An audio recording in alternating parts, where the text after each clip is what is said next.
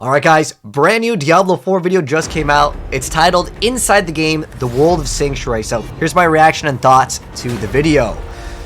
Alright. There's the title right there. Sanctuary is the world in which the story of Diablo takes place. And it's the battleground for the souls of humanity and the fight between angels and demons. Sanctuary is a vast world, and there'll always be something new in every area, like hordes of enemies, safe haven towns, resources to gather, events, quests, and more. Okay. We wanted to bring Diablo 4 artistically more back towards like Diablo 2, the much darker style. It's very macabre. The artists and designers have had so much fun working on it, and it's just been a joy to create for us.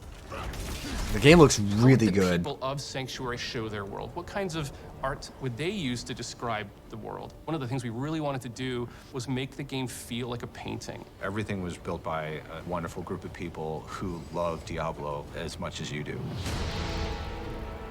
We have 5 unique zones. Each of the regions has its own kind of flavor and ambient life. We take a lot of influence from what our concept artists give us, and I know they take a lot of influence from real life. There's Kyrgyzstan, which is the sort of desert. It's amazing with its sweeping sand dunes. Skazglen, which is inspired by Scotland. Fractured Peaks is inspired by the Carpathian Mountains. The Dry Steppes is sort of our mountainous desert region, and Hawazar is the swampy region of the south. Whether you're on a mount or on foot, it's a joy to go from one region to the next. Also, the region transitions are really beautiful and stunning to see. Making sure that it felt sort of geologically true was really important. If you walk from Fractured Peaks into Hawazar, you'll cross all of these waterfalls caused by snow melt. So you can actually see the snow melting in Fractured Peaks through waterfalls, entering into Hawazar and entering the large basin that fills Hawazar with all of the swamp That's water. pretty good design. We have all the different You have like a environments in the transition. overworld, I like and that. We tried to make sure there was some parity with those in the dungeons. We have dungeons that are flooded, and there's like moss everywhere. It very much fits in with that Skazglen environment. Kyrgyzstan is all desert, so we have dungeons filled with sand. All the dungeons are particularly placed to make sure that they feel like this is a thing that could be in this part of the world. It fits here, it belongs here. Okay.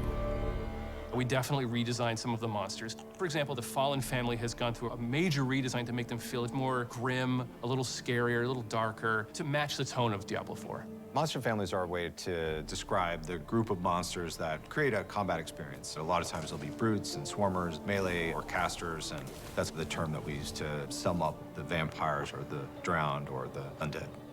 And all of them have unique abilities, but they all synchronize together. They bolster each other and improve how they work on the battlefield so that every time you fight a pack of, let's say, goatmen, it's always different.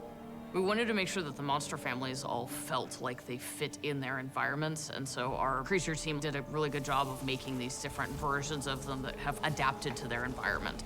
There's snowy goatmen and Fractured Peaks in some of the colder areas versus lightning goatmen around Dry Steppes and kind of the more arid areas. Hawazar has a lot of poison spiders. Each of the regions has its own kind of flavor, and it's pretty exciting to discover. We have some really cool new snake men, the Nangari. We've seen snake men in Diablo before, but these guys are just really twisted amalgamations of multiple snake heads, even human body parts. We have skeletons, we have undead, we have Is that a world ghosts. boss?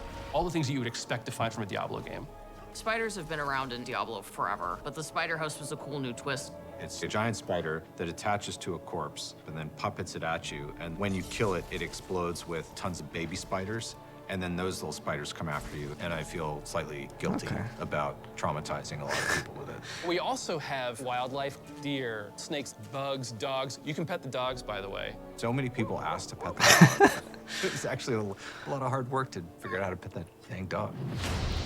Okay, I want to see some new stuff though, You but have we're so technically many still activities seeing that you some might like run newer into. It gameplay. could be a stronghold, it could be side quests, you might have key dungeons to do, there could be bounties to pick up, you might encounter a world boss, you might encounter an invasion event of some kind. We have much longer, sort of narrative-heavy side quests, and we have some shorter side quests. think that was like so Call you of the never Ancients feel like there. You're always doing the same thing. The pacing is always a little bit different. One of the things that I really loved about our announcement was the By 3 They Come cinematic. I was able to build a quest where you actually get to go to those places. You get to go to the town. You get to go inside the chapel. And I worked with some incredible dungeon designers to build the dungeon from the cinematic. You're gonna get to go across the bridge that you saw to the actual room where Lilith was summoned. I don't want to spoil too much, but I'm super excited to have players see it.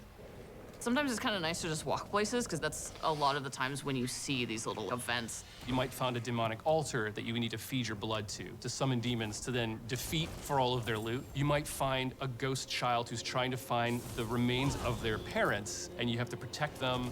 We have strongholds, which are a sort of large area that you can enter, and it has its own story, its own setup, its own sort of art that sort of tells a very specific story about this location, and those stay unlocked permanently once you've beaten back the darkness.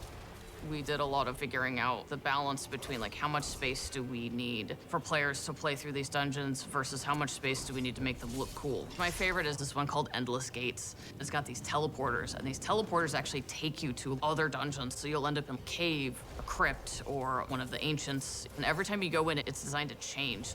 Okay, I think that that's new. I don't think we've actually like seen that before, even in like the previous Cities betas. and towns are designed to be hubs. They're havens. They're places where you can find other players. They're good places to do all of your usual inventory management. Each region has its main city that you can get lots of side quests and lots of activities. We've really crafted the world to feel like there's always something just around the corner to find. Okay, In discovery. Diablo 4, you actually get to walk Sanctuary. It's a massive place that you can seamlessly explore with no loading in between zones, which is something brand new. It's a very immersive experience. What I love about it is that you can go in a direction and you might be searching for a particular quest or an item, and you'll come across a stronghold that you haven't explored before. You'll come across dungeons that have legendary affixes, or you might discover a side quest that you didn't even know about that fills in some bit of lore that you actually were interested in. There's any number of things that can happen along the road to your destination, and that's what I love about having this fast space. There are tons of different types of events in the world. It's been created to feel full of things to encounter, full of secrets to discover, full of characters interesting. to I haven't seen that interact with, full of before. stories to find. We have these altars to Lilith that if you can find them, they will give you a permanent buff to all of your characters across the game. There are tons of them hidden everywhere. We also have these massive world bosses that are so big the camera actually has to pull out even further. And you're gonna have an opportunity to fight these bosses with your friends or with strangers to take down these huge world bosses.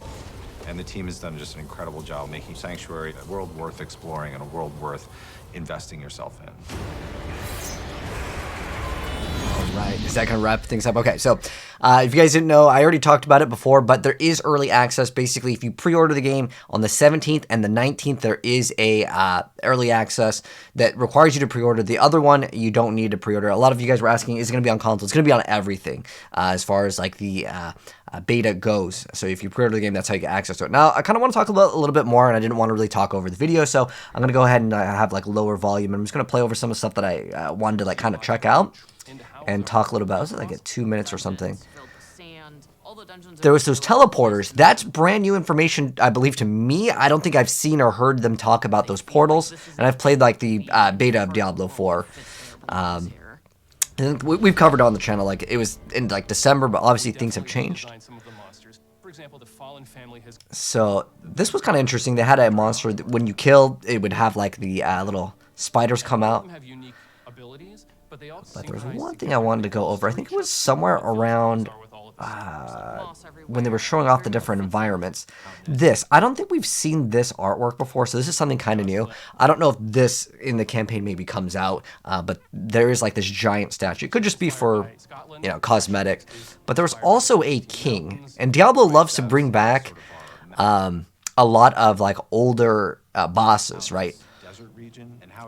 Like over here, I don't know if this is something that can come out. It looks like he has something imprinted on his head. Maybe he can come back. But that's the first time I think I've seen that artwork that they showed off over there. So that was kind of cool. But in terms of like newer things here, was there anything to learn? Not really, other than that those portals, which I think it was like somewhere around over here. They mentioned that there's a portal. Oh, also when they talked about these blood things, just like in the trailer for Diablo by 3 They Come, there are these little like things that you can interact with. If you play Diablo 3, think of it kind of like a bounty. Just you're exploring the world, and in the different areas there will be certain things that you can just do, and it'll give you obols. Obols are used to basically have another currency similar to Kadala, like the blood shards, where you can just randomly get items. And it's one of the best ways to get items, I would say, in the game, is to use obols. But pretty cool stuff. Really looking forward to the game, and like I said before, we'll be covering the newer beta. This one we can actually get our own footage from on the 17th. So if you guys want to see it and you're new here, make sure you guys sub with the bell notification on, and I'll show you guys all the things that you'll want to know about Diablo 4. But check out the pinned comment. There's going to be some more videos that you don't want to miss out on. But I'll catch you guys next one. Have a good one. I'm out. Peace.